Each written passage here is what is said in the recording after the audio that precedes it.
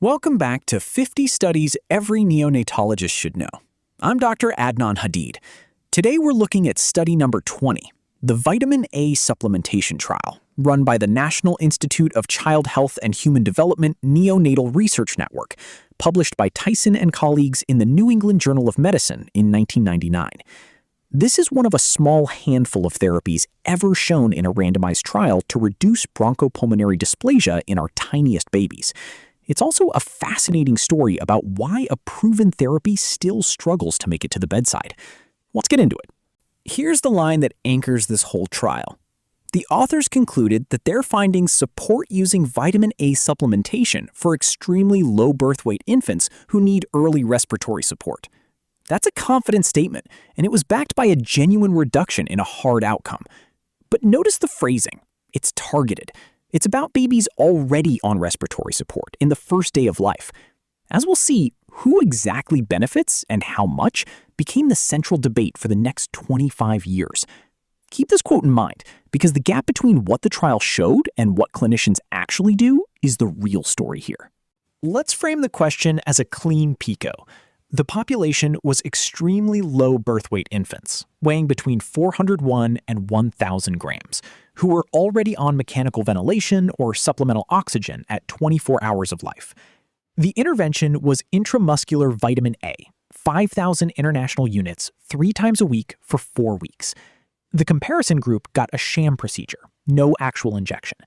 And the outcome that mattered was survival without bronchopulmonary dysplasia, or BPD, at 36 weeks postmenstrual age, and critically, without causing harm. That last clause matters because a therapy involving 12 painful injections has to clear a real safety bar. So why do this trial at all? 3 ideas line up. First, extremely preterm babies are essentially vitamin A starved from birth. They haven't had the 3rd trimester transfer that fills their stores, and they're genuinely at risk of deficiency. Second, and this is the elegant part, the lung damage we see in BPD looks remarkably like the lung changes seen in vitamin A deficient animals.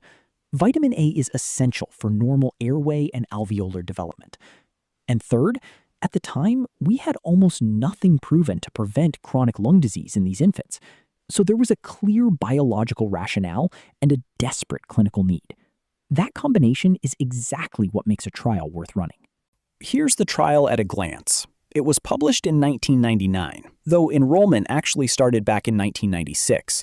It ran across 14 U.S. centers in the NICHD Neonatal Research Network.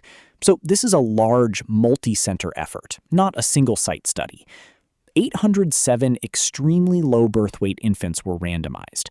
The design was a parallel group randomized controlled trial with effective blinding, which matters a lot when your outcome involves clinical decisions about oxygen. Babies were followed to 36 weeks postmenstrual age for the main outcome, and then again at 18 to 22 months corrected age for neurodevelopment. Solid, rigorous scaffolding. Let's be precise about who was actually in this trial, because it shapes how we read the results. To be included, an infant had to have a birth weight between 401 and 1,000 grams, so truly the smallest babies, and had to be on mechanical ventilation or supplemental oxygen at 24 hours of life. That respiratory support requirement is key. It selects for babies at higher risk. On the exclusion side, major congenital anomalies, congenital non-bacterial infections, infants considered non-viable, and any baby already getting vitamin A through a fat emulsion or at doses above standard multivitamin preparations. That last exclusion keeps the comparison clean. Hold on to the on respiratory support at 24 hours criterion. It comes back later. The design here is refreshingly simple. Every enrolled infant was on respiratory support at 24 hours, and each was randomized to one of 2 arms. The vitamin A group got 5,000 international units, that's 1,500 micrograms, given as an intramuscular injection, 3 times a week for 4 weeks. Do the math, and that's 12 separate injections per baby. The control group received a sham procedure, the motions of care, but no actual needle. That sham design is what preserved blinding, so the clinicians deciding whether a baby still needed oxygen didn't know which arm the infant was in. That's important because the primary outcome hinges on exactly that judgment. But note those 12 injections. The burden of this therapy becomes a recurring theme. Now the endpoints. The primary outcome was a composite, death or bronchopulmonary dysplasia. And the definition of BPD they used was a practical one, the need for supplemental oxygen at 36 weeks post-menstrual age. Combining death with BPD is standard in this population because you don't want a therapy to look good simply by keeping sicker babies alive long enough to develop lung disease. On the secondary side, they tracked sepsis, biochemical vitamin A deficiency, measured as a low serum retinol at 28 days, any signs of vitamin A toxicity, and later neurodevelopment at 18 to 22 months. So they were watching both efficacy and safety carefully. Here are the headline numbers. The primary composite, death or BPD at 36 weeks, happened in 55% of the vitamin A group versus 62% of controls. That's an adjusted relative risk of 0.89, confidence interval 0.80 to 0.99, p equals 0.03. A modest but statistically significant reduction. When you look at where that benefit came from, it was mostly less BPD among survivors, 47 versus 56%. And the intervention clearly did what it was supposed to biochemically. Only 25% of the vitamin A group had low serum retinol at 28 days, compared with 54% of controls. Crucially, there was no signal of toxicity. So it worked, it was modest, and it was safe. Let's put those numbers side by side. In each pair, the teal bar is vitamin A and the gray bar is control. And in every single case, the vitamin A bar is lower. Lower is better here. For the primary composite, death or BPD, the difference is real but modest, 55 against 62%. For BPD in survivors, it's 47 against 56. But look at that last pair, low serum retinol at 28 days, 25% versus 54. That's a big gap, and it tells you the injections genuinely corrected the deficiency. So the drug hit its biochemical target hard and translated that into a smaller but meaningful clinical benefit on the lungs. Now, let's be honest about the weaknesses. The big strength is blinding. The sham procedure worked, so this was overall a low risk of bias trial. But there are real caveats. First, context. This trial started in 1996, and neonatal care has changed enormously, with far more babies now on non-invasive support. Second, generalizability.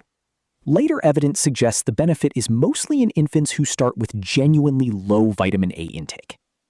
Third, there's an intriguing natural experiment. When vitamin A actually disappeared from the US market for a stretch, BPD rates didn't climb the way you'd expect if it were strongly protective. And finally, post-mortem studies suggest the intramuscular dose may simply have been too low to load the lungs. So a clean trial, but with genuine questions around it. So what happened next? Quite a lot, actually. By 2004, surveys showed that despite a positive trial, most units simply weren't using vitamin A. In 2005, the 18 to 22-month follow-up found no difference in survival free of neurodevelopmental impairment. The lung benefit didn't clearly translate to better long-term outcomes. 2014 gave us that natural experiment from the market shortage. Then, in 2021, a reanalysis and a meta-analysis sharpened the picture, suggesting the benefit is concentrated in babies with low baseline intake. And by early 2022, the NeoVita-A trial, testing enteral, oral, vitamin A instead of injections, finished recruiting. The field kept asking, right drug, wrong delivery? Let's land the plane. 4 takeaways. 1. Vitamin A is one of only a small number of therapies ever shown in a randomized trial to reduce BPD in extremely low birth weight infants. That alone makes it notable. 2. The benefit is real but modest, with a number needed to treat around 14, and importantly, no toxicity. 3. The practical problem is 12 painful intramuscular injections for a fairly modest short-term respiratory gain, and that burden has kept adoption low. And 4, the benefit probably concentrates in babies who were truly deficient, and enteral, oral dosing, may turn out to be the more acceptable path forward. A proven therapy that, tellingly, never really caught on. This chapter includes a conversation with the trialist, John Tyson, and 2 points really stand out. First, on the numbers. He pushes back on the idea that this benefit is trivial. A number needed to treat of 14, meaning you treat 14 babies to prevent one bad outcome, is actually better than the NNT for a lot of therapies we recommend without hesitation. Second, and this is remarkable, he describes how an editor at the New England Journal inserted the word slightly into the abstract's conclusion after the galley proofs, without the author's agreement. Vitamin A slightly decreased the risk. Tyson believes that single word may have quietly shaped how the entire field came to view this therapy, a powerful reminder of how framing drives practice. These are the key citations behind this study, anchored by the original Tyson paper in the New England Journal of Medicine from 1999, along with the major follow-up work, the systematic review, the reanalysis, and the enteral NeoVita A trial. Full references are on screen for anyone who wants to read further. Thanks for watching this installment of 50 Studies Every Neonatologist Should Know. I'm Dr. Adnan Hadid, and I'll see you in the next one.